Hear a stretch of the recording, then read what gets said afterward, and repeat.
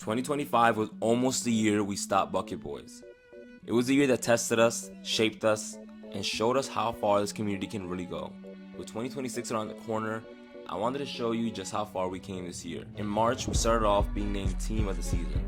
And we didn't even win a championship this season. The consistency, the culture we formed, and the way we showed up every time we stepped on the court, that's exactly what we wanted to do to start the year off. A moment that would set the tone for everything that followed. April took us international with one of the biggest events in our history and in league history as well. Bucketboys USA versus Bobcats Canada. It was two teams, two countries, one court, one game. But this wasn't just a game.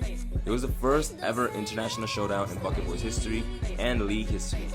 We had different jerseys, we had different backgrounds. It was all the same love for basketball and the same love for the community. Before that game though, we hosted an open run that brought hoopers together from both sides of the border. And in the middle of it all, one of our future Bucket Boys made his presence known, catching a body and dunking over Ant. We connected with the league, got a behind the scenes tour of the facility, and built relationships bigger than one game. And you'll see what I'm talking about soon. We didn't walk away with the win, but we set the stage for teams and events that followed. That Canada trip opened the floodgates for everyone to understand this was something that was possible for every team. That Canada trip wasn't just a memory, it was the beginning of something bigger. But when we got back to NYC, the noise was loud. They expected excellence, they expected us to dominate, and people questioned if we even belonged anymore. Our regular season slipped, and we dropped the division. Then came the run that no one saw coming. We fought back into D4, and we entered the playoffs as 8th seed. Everyone had low expectations and no hype. We trusted each other, we stayed locked in, and that doubt turned into fuel. By the end of it, we were holding a championship trophy, proof that the belief and the mindset you go in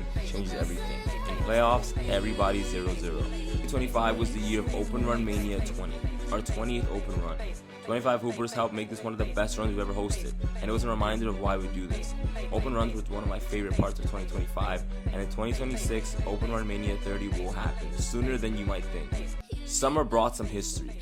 We made a D2 team, and they went undefeated 10-0. First ever perfect season in Bucket Boys history. Every game mattered, every win was earned, and this team showed a level of excellence and unanswered dominance we haven't seen before.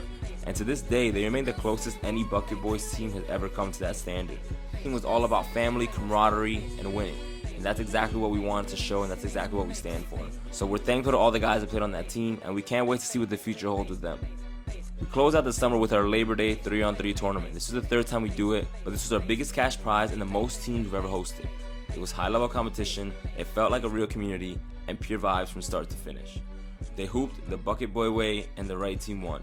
Team Deviants walked away with the prize, hooping from start to finish, and not conceding any games. Fall marked a historic moment. Like I said, the connections we made in the spring seeped through